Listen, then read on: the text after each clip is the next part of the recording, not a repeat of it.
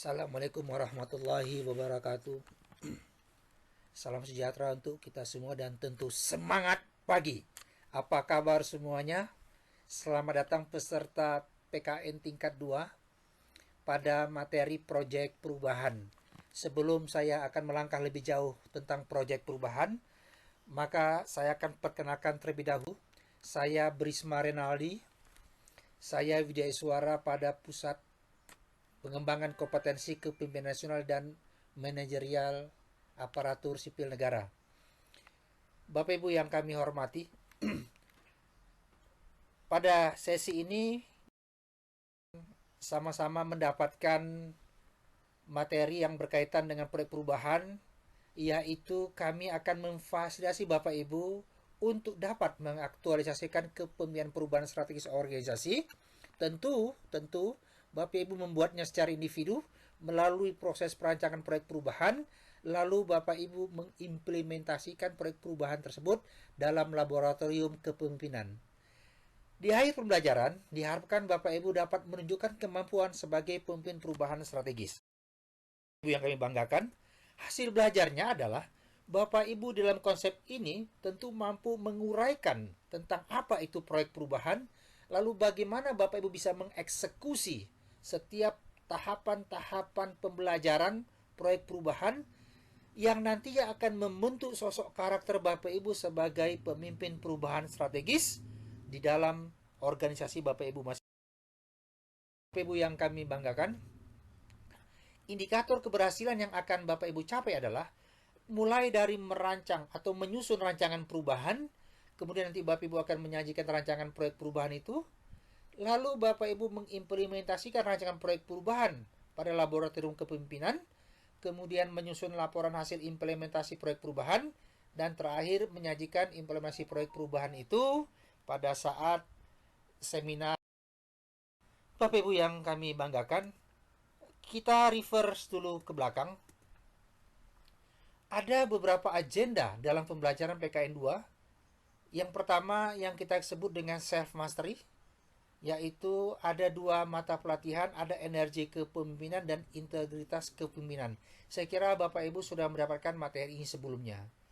Lalu yang kedua ada kepemimpinan strategis, yang di dalamnya ada mata pelatihan organisasi adaptif, kepemimpinan kewirausahaan, dan organisasi pembelajaran. Dan materi ini juga Bapak Ibu sudah dapatkan kemarin sebelumnya.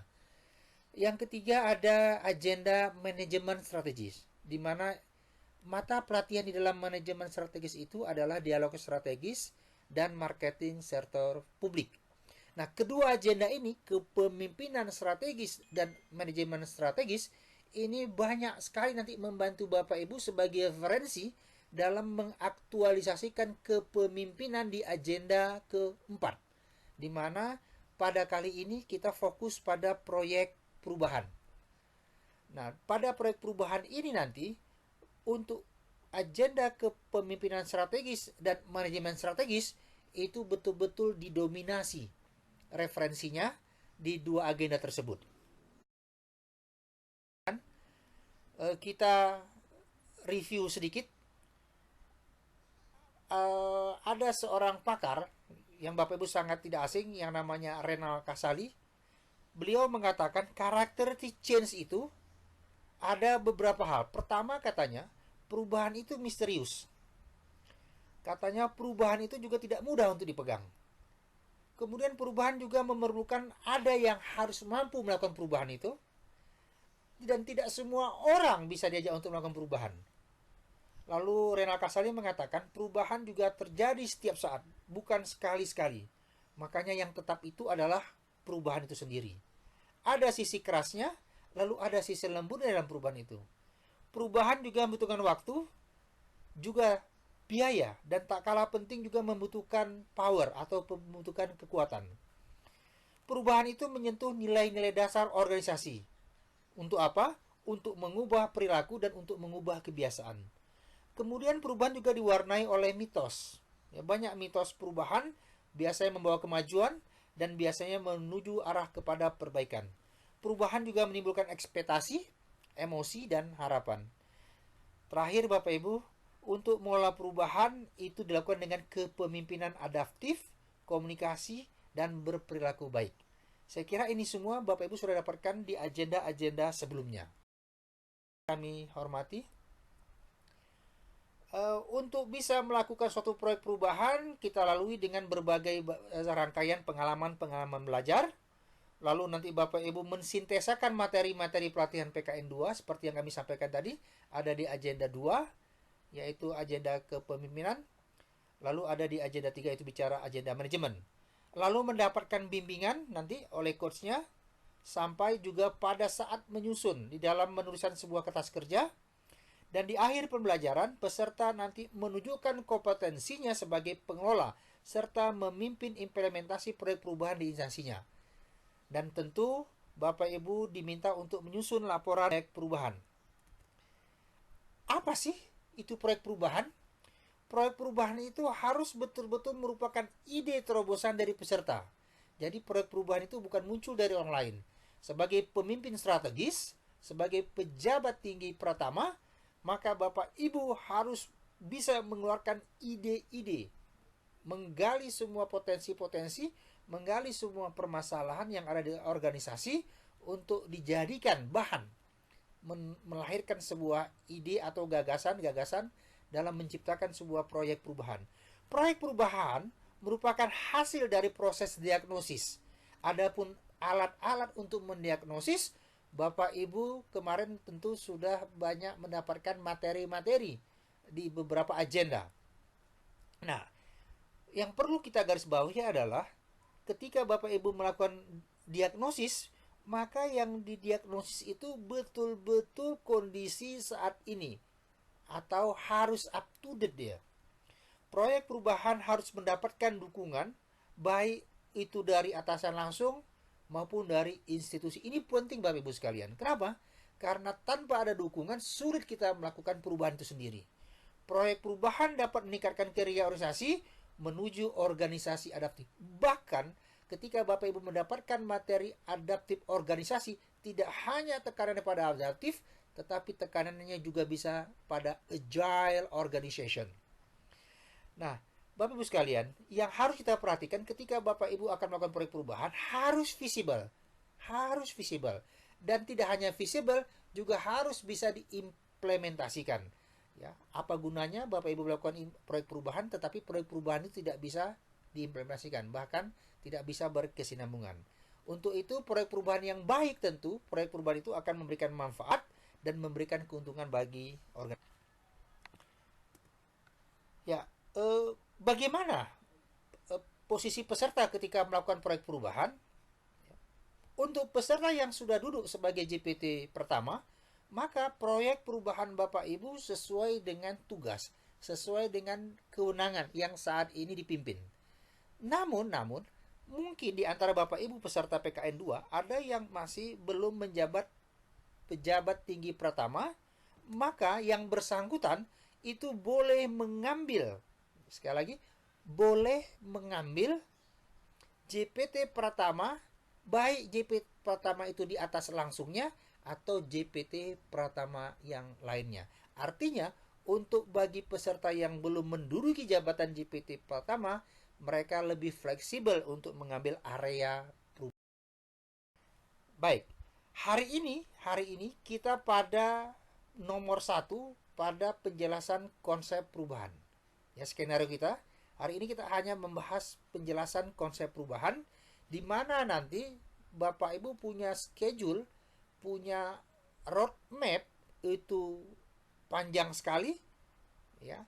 Namun kondisi kita sekarang kita bicara hanya pada penjelasan konsep perubahan. Nanti setelah ini Bapak Ibu akan dapatkan pembekalan yang namanya taking ownership dan juga akan dibimbing, ya, akan dibimbing oleh coach masing-masing. Lalu ketika Bapak Ibu kembali ke kampus, Bapak Ibu mendapatkan lagi namanya penjelasan rancangan proyek perubahan. Kemudian juga akan dibimbing juga sampai nanti Bapak Ibu melakukan seminar rancangan proyek perubahan atau seminar RPP. Kemudian Bapak Ibu nanti akan mendapatkan pembekalan implementasi sebelum melakukan laboratorium kepemimpinan. Lalu Bapak Ibu selama melakukan laboratorium kepemimpinan pada poin 8, Bapak Ibu mendapatkan pembimbingan, ya. Lalu setelah itu Bapak Ibu kembali ke kampus lagi.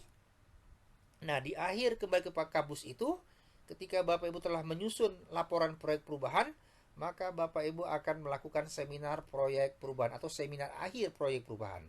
Selanjutnya, nanti semua peserta akan membagi pengalamannya, apa yang telah dia rasakan, apa yang telah dia alami ketika mereka mendapatkan pembelajaran kepemimpinan, ketika mereka mengimplementasikan itu di instansi masing-masing. Nah, ketika itu selesai, ketika itu berhasil, maka terlihatlah sosok-sosok pemimpinan yang tidak hanya saja pimpinan strategis yang adaptif, namun juga agile.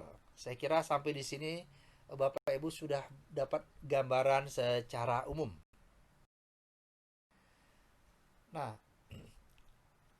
bagaimana mekanisme proyek perubahan itu sendiri? Jadi proyek perubahan itu nanti Bapak Ibu itu akan didampingi oleh coach dan juga ada mentor atau atasan langsung di institusi Bapak Ibu sendiri. Lalu Bapak Ibu juga akan nanti bersama-sama dengan teamwork. Terserah Bapak Ibu menamakannya, apakah namanya nanti tim efektif, apakah namanya nanti tim proyek perubahan, apakah nanti namanya tim agile. Saya kira itu terserah Bapak Ibu untuk memberikan namanya.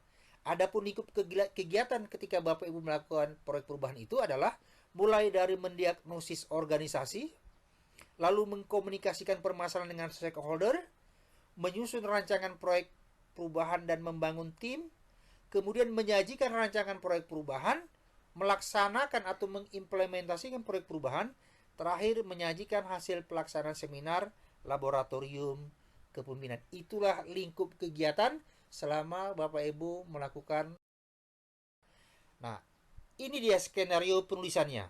Setelah Bapak Ibu nanti mendapatkan penjelasan penyusunan proyek perubahan, ya, di mana Bapak Ibu situ nanti diawali dengan mendiagnosis masalah, mengidentifikasi alternatif, sampai merumuskan beberapa gagasan. Perlu Bapak Ibu ketahui, kami garis bawahi di sini, di situ kami meminta untuk Bapak Ibu merumuskan beberapa gagasan. Apa maksudnya? Supaya nanti gagasan ini memiliki alternatif-alternatif.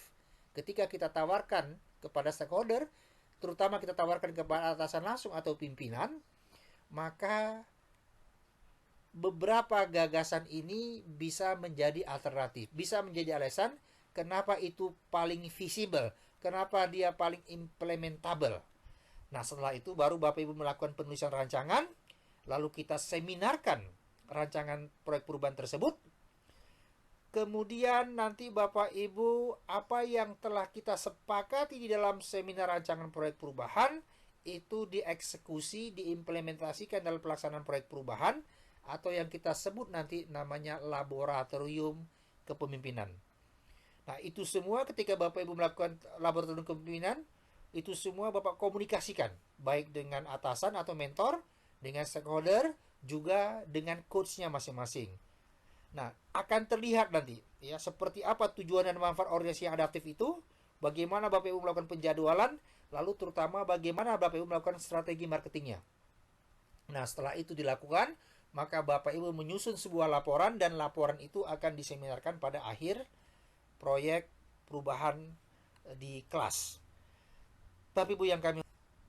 Nah, inilah posisi agenda aktualisasi kepemimpinan di mana Bapak Ibu akan mendapatkan 5 tahapan, yaitu on campus, lalu off campus, on campus lagi, off dan on campus.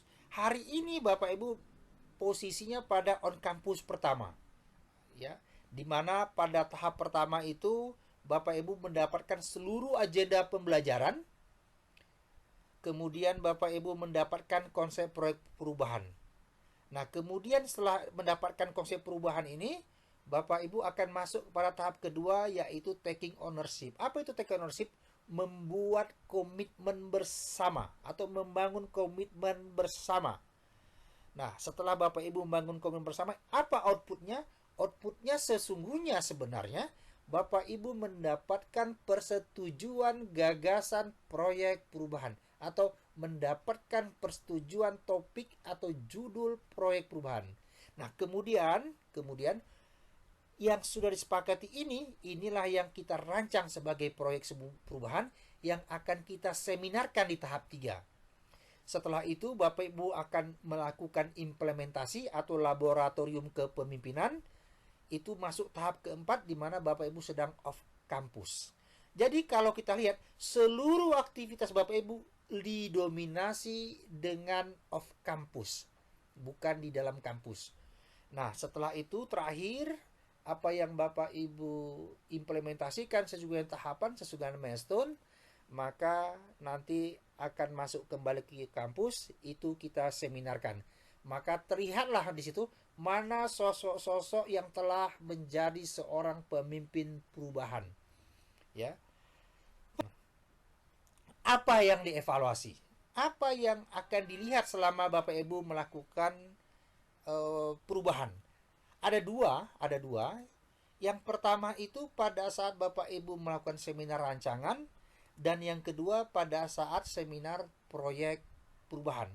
Untuk seminar rancangan, Bapak Ibu akan dilihat berdasarkan 4 indikator.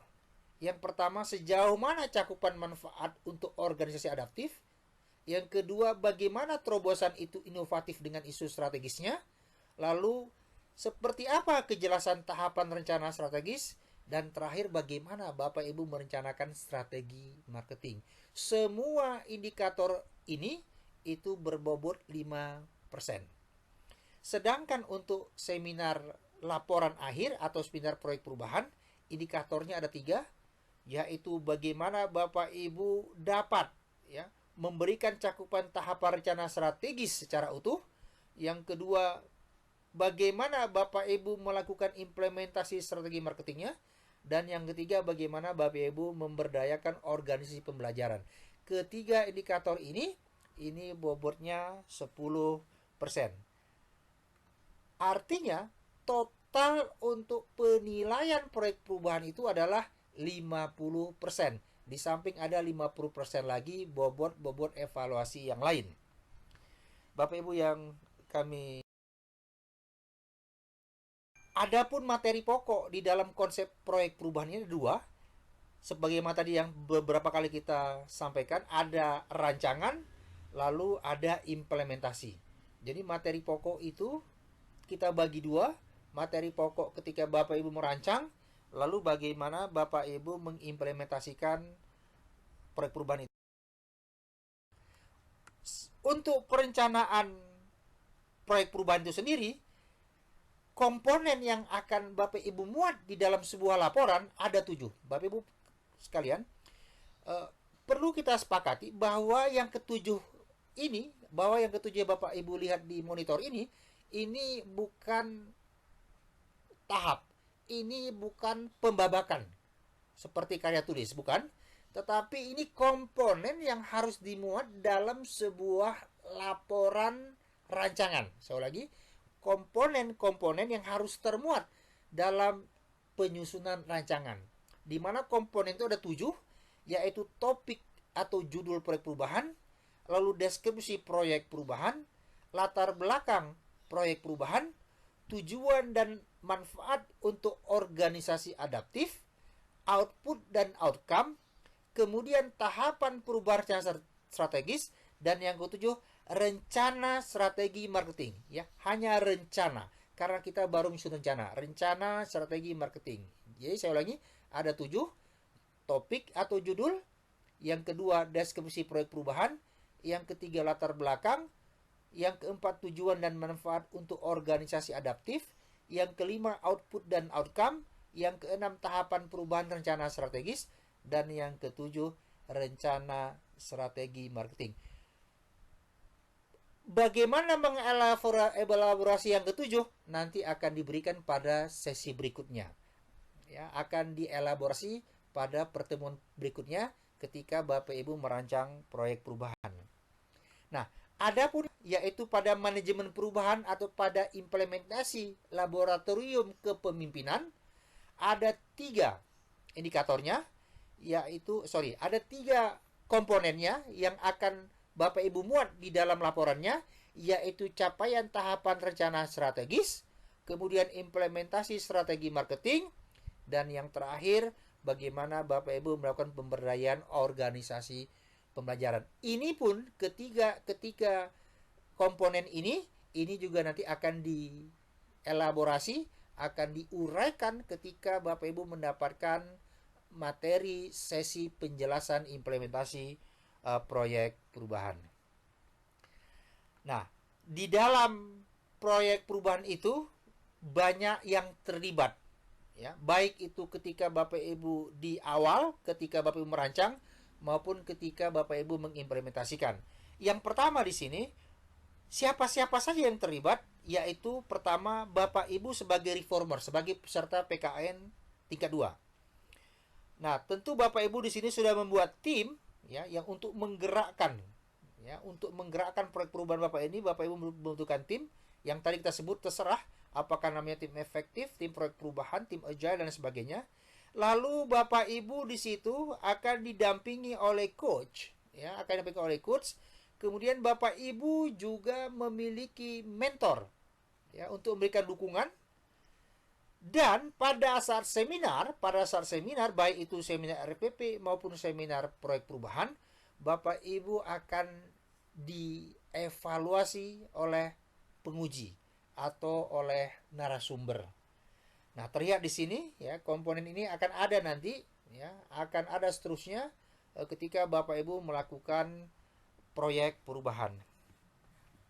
Ibu sekalian, nah, kita akan melakukan diskusi kelompok, tetapi Bapak Ibu mengerjakannya secara individu. Ya, secara individu. Mulai nanti Bapak Ibu mulai mendiagnosa organisasi Bapak Ibu dengan tools-tools yang mungkin pernah Bapak Ibu dapatkan pada materi-materi sebelumnya. Misalnya Bapak Ibu bisa ambil di materi organisasi adaptif, ada juga toolsnya di dialog strategis, ada juga toolsnya di organisasi pembelajar, dan juga ada di kepemimpinan kewirausahaan. Silakan Bapak Ibu memanfaatkan bebas. Bapak Ibu sepenuhnya tidak diwajibkan untuk menggunakan tools tertentu, namun sesuai dengan kompetensi Bapak Ibu ketika Bapak Ibu menggunakan tools tertentu, ya. Kemudian yang berikutnya, hasil diagnosa itu harus berkaitan dengan jabatan Bapak Ibu. Ya, tadi sudah kita sebutkan, kalau Bapak Ibu itu sudah menduduki jabatan JPT pertama, maka isu strategisnya itu ya isu strategis jabatan tinggi pertama yang Bapak Ibu pimpin. Kalau Bapak Ibu belum menduduki jabatan JPT pertama, Bapak Ibu bebas untuk memilih JPT pertama. Boleh JPT pertama atasan langsungnya, boleh JPT pertama yang lain. Tapi isu itu betul-betul terkait dengan tugas-tugas atau kewenangan JPT pertama tersebut. Nah, di sini yang ketiga, Bapak Ibu diminta untuk memilih 2 atau 3. Kenapa 2 atau 3 tadi? Supaya Bapak Ibu menentukan alternatif dan ada alasan-alasan yang logis kenapa harus isu tertentu, kenapa harus isu strategis itu yang terpilih. Ya, makanya kita meminta Bapak Ibu memilih beberapa isu strategis. Nah, kemudian pertegas kondisi-kondisi itu, ya, dan perlu Bapak Ibu ketahui, proyek perubahan kita ini adalah proyek perubahan yang berbasis eviden. Semuanya harus bisa dapat ditunjukkan dengan bukti-bukti. Nah, berikutnya, Bapak Ibu bisa menetapkan kondisi-kondisi ideal dari skenario yang telah Bapak Ibu tentukan. Mulailah Bapak Ibu pada diskusi nanti, Bapak Ibu mulai mereka, mulai meraba, mulai menginventarisir kira-kira siapa saja stakeholder yang akan terlibat. Walaupun ini masih bentuknya draft, ya. Sebelum nanti Bapak Ibu kembali ke tempat kerja, tentu itu lebih dipertajam. Tapi untuk diskusi kali ini penting untuk Bapak Ibu melakukan identifikasi awal.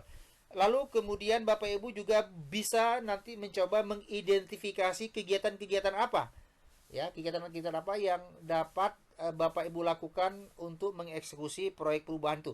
Sekali lagi, walaupun bentuknya masih draft. Nah, terakhir, Bapak Ibu mungkin bisa memikirkan kira-kira kendala apa yang akan Bapak Ibu akan hadapi. Ya, ketika nanti isu itu yang Bapak Ibu selesaikan, kita bisa memperkirakan. Ya, kalau bahasa manajemen mungkin namanya kontingensi. Ya, Bapak Ibu sudah bisa memikirkan kontingensi apa yang akan terjadi dan bagaimana Bapak Ibu bisa menyelesaikan masalah itu. Ya, menyelesaikan kendala-kendala yang Bapak Ibu hadapi. Oke, sementara nanti saya matikan dulu layar sampai menentukan alternatif solusi. Yang terakhir Bapak Ibu sekalian, ketika Bapak Ibu mengidentifikasi potensi masalah, ya, coba lihat potensi-potensi masalah itu sekecil apapun, coba kita perhatikan, ya, apa? Ya, supaya apa? Supaya kita bisa dapat mengantisipasi ke depan. Lalu resikonya apa? Ya, ketika Bapak Ibu melihat potensi itu ada, resikonya apa? Lalu marilah, ya, cobalah Bapak Ibu kira-kira bagaimana kita menyelesaikannya. Ya, kita coba nanti Bapak Ibu bagaimana mengantisipasi semua resiko-resiko yang akan kita hadapi. Ya, ini penting ya, karena kalau ini tidak kita pikirkan atau kita ungkapkan dari sekarang gitu ya. Nah, ini nanti akan sulit kita mengatakan bahwa itu visible tidak gitu ya. Jangan sampai gagasan proyek perubahan Bapak Ibu itu akan sulit untuk diimplementasikan. Saya kira itu yang bisa kami sampaikan Bapak Ibu sekalian untuk materi konsep proyek perubahan. Jadi sekali lagi, pertemuan kita sesi kali ini hanya mengantarkan Bapak Ibu mendapatkan gambaran tentang skenario dari proyek perubahan. Ya, dapat gambaran. Ya, kita mulai latihannya dengan cara mengidentifikasi permasalahan di organisasi. Ya, kami menyarankan pada diskusi kali ini Bapak Ibu mendapatkan 2 atau 3 isu strategis. Supaya apa? Supaya tadi 2 atau 3 isu strategis ini nanti bisa Ibu Bapak tawarkan di unit kerja, terutama kepada atasan langsung, agar tim dan bersama-sama menentukan mana yang paling layak, mana yang paling ideal, mana yang paling pantas, ya, mana yang kira-kira paling visible. Saya kira itu saja dulu yang dapat kami sampaikan. Tetap semangat, sukses selalu untuk Bapak Ibu sekalian. Billahi taufik wal hidayah. Assalamualaikum warahmatullahi wabarakatuh.